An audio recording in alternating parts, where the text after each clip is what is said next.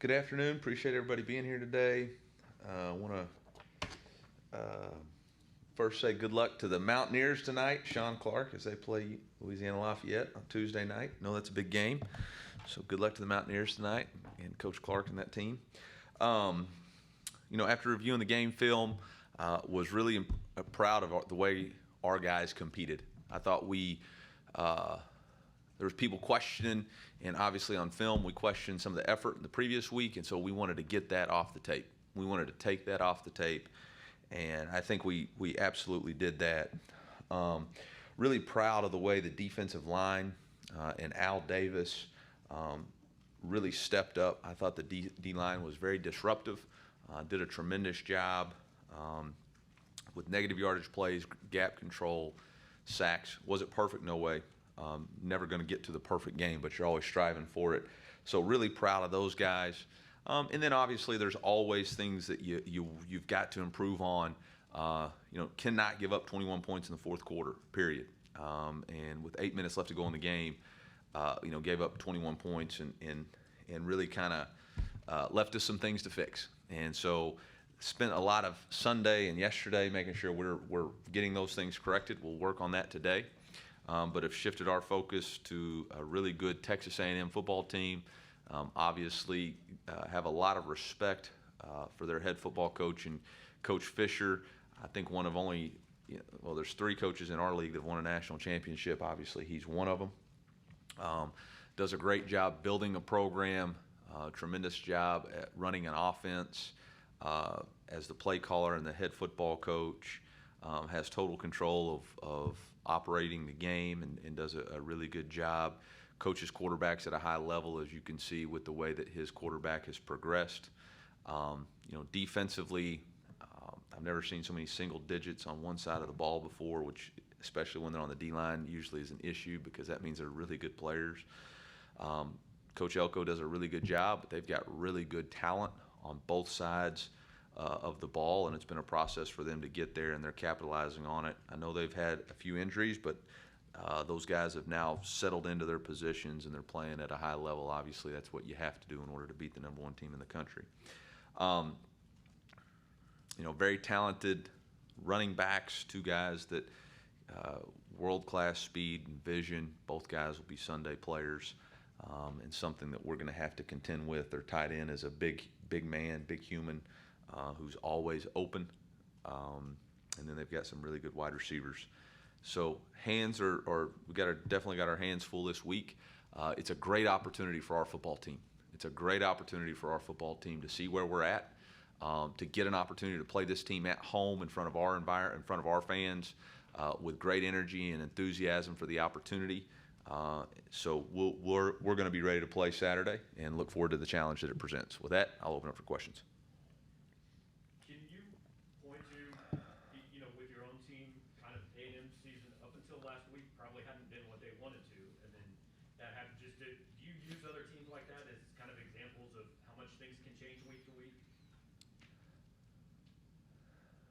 Yes and no. I try not to get into the ebbs and flows or comparisons. Like, again, the process is we've got to try to be 1-0 this week. We have got to try to be 1-0 this week, and you can't get up and down because of every different thing that happens. Obviously, our season has had some ups and downs, but we got to try to maintain even keel.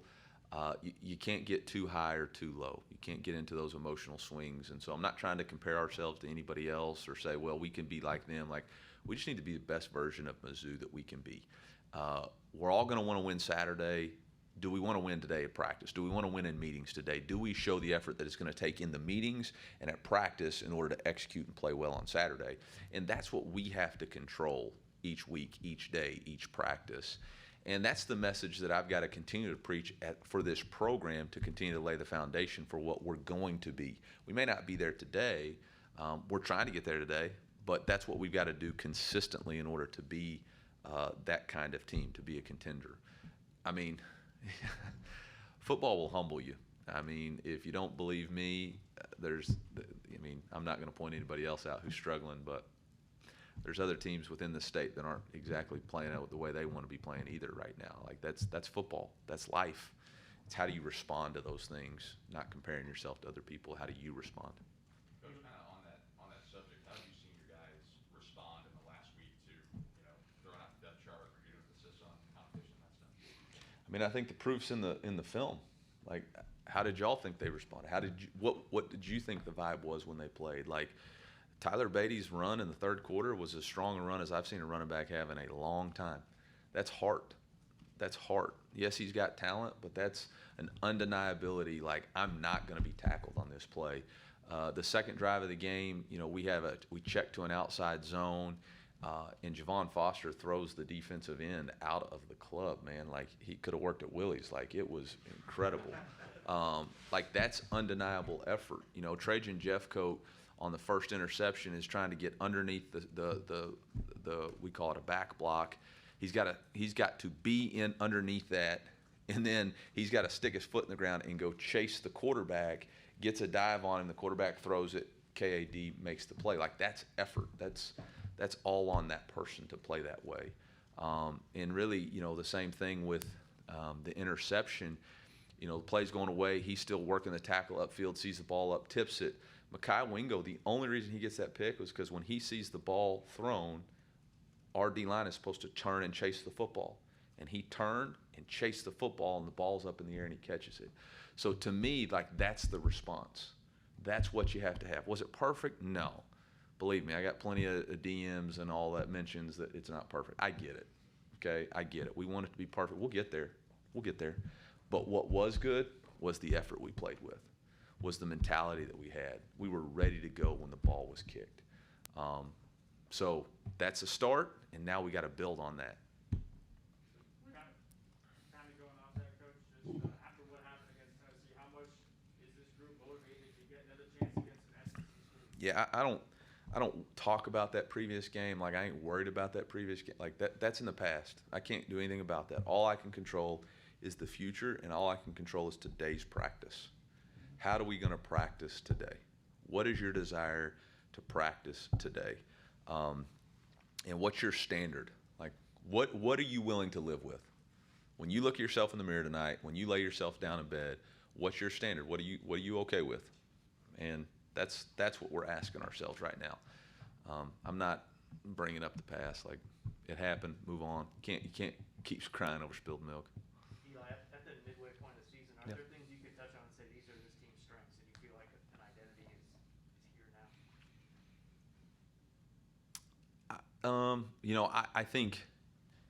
I think there's some strengths on the football team. Really, next week in the bye week is when you're going to have a chance to really self-scout and see. But from us schematically, I think I know what our strengths are. I think as a football team, I know what we need to play to. I think there's a few things that we're still trying to decide, is that really what we're good at or not? But I think we're working towards it. As you go through a season, does that help you then kind of decide who you want to be? Well, it helps you strategize how do you win each game. That's why I'm trying to be coy about it, because I think you have to figure out what your strengths are and then play to it in each game so that you give yourself the best chance to win. You can't be somebody you're not. So.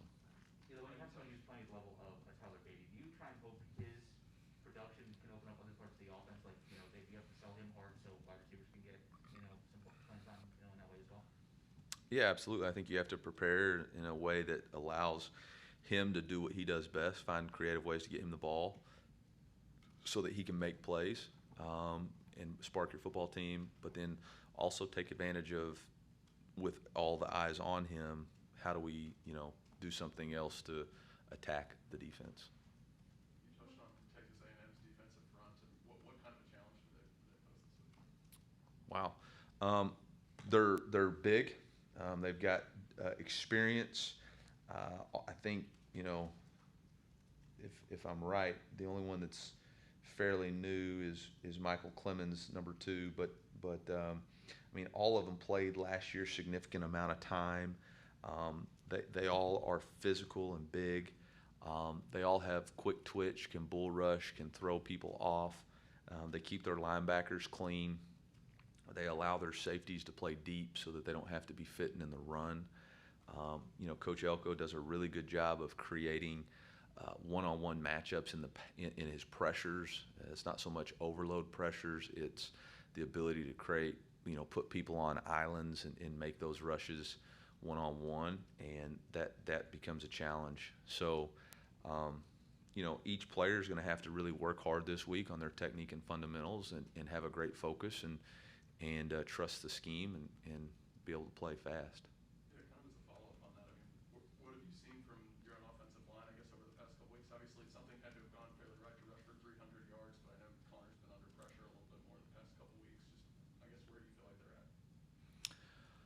Yeah, I mean, I think we've kind of had some rotational stuff that's maybe thrown off a little bit of our chemistry and communication and some of our protections.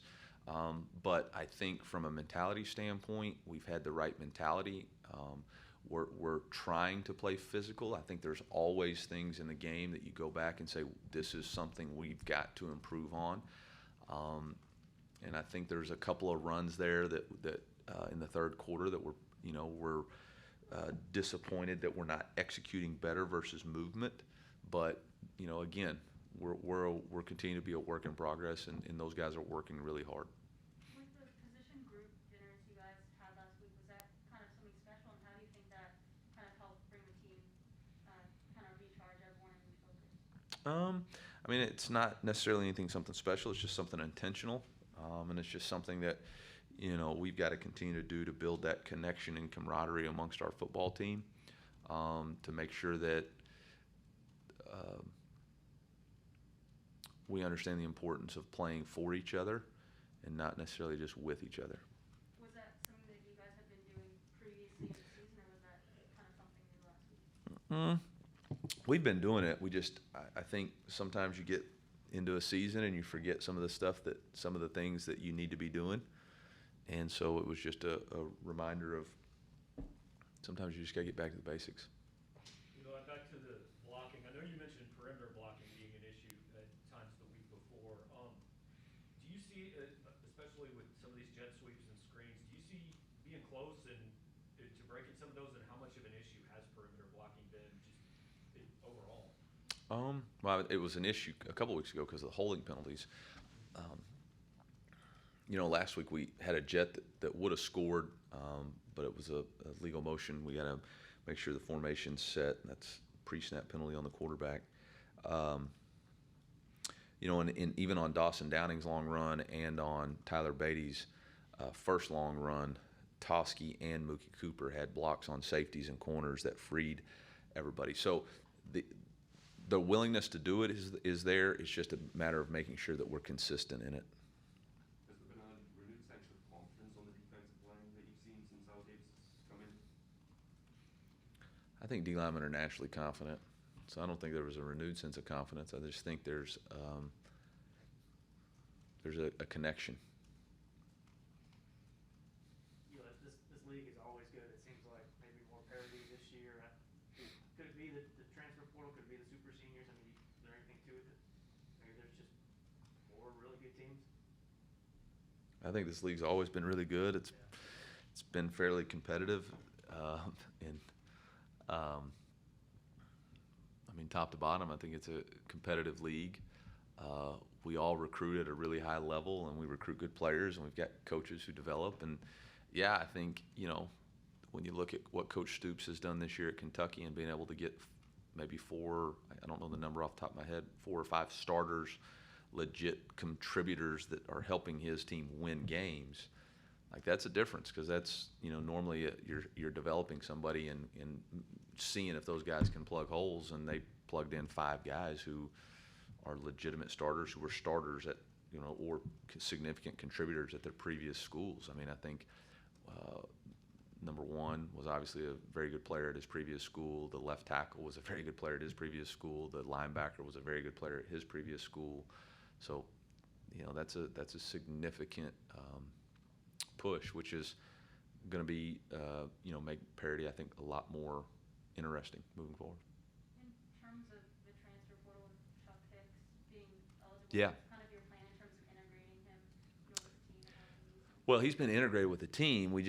He's been taking a lot of scout team reps because we weren't sure, but now he's Again, there's no depth chart. It's who produces the best in practice. We're going to get him up to speed as quick as we can. He's been getting reps with the threes in special team phases, and now he's, whatever opportunities he can earn for himself. Just because he transferred here doesn't mean he's going to play. It's what opportunities can he earn for himself with his production, his practice habits, his technique, his detail, his effort.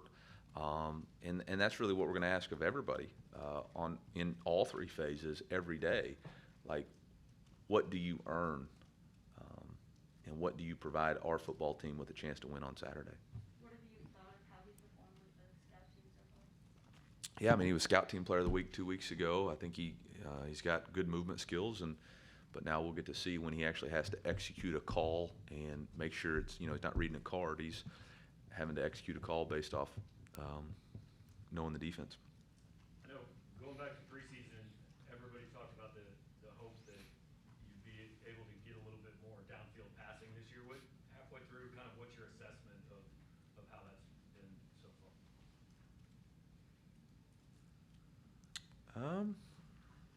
I think we've had opportunities in every game except for maybe Kentucky, just based on the style of defense that they played. And we still took a couple of shots over the top and missed. Had one late in the game there. But I think we've tried. I think we've got to continue to take what the defense gives us, and if they allow that opportunity, I don't think it's a scheme issue or necessarily a player issue. I think it's just we got to continue to execute. But obviously we hit JJ last week.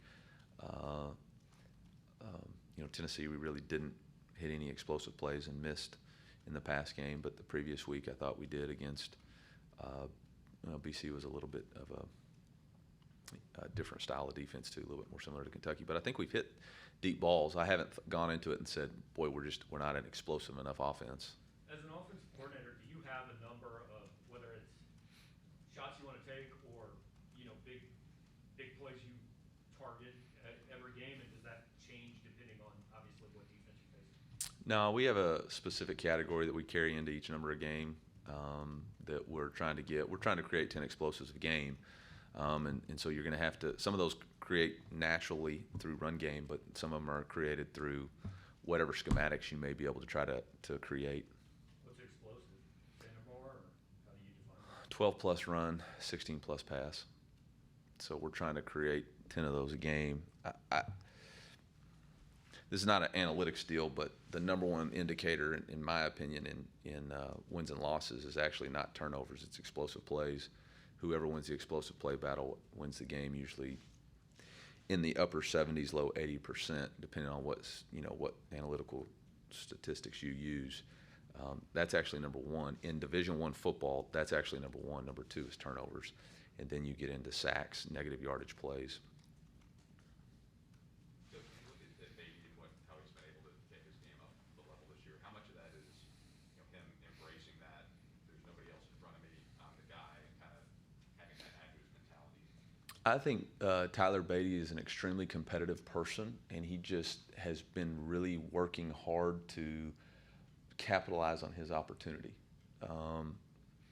I think it's just a different mindset when you know somebody else is going to get this rep and you may get these reps, but now they're all yours, and he has changed his body. He's put in extra effort. He is taking care of his body. He recovers.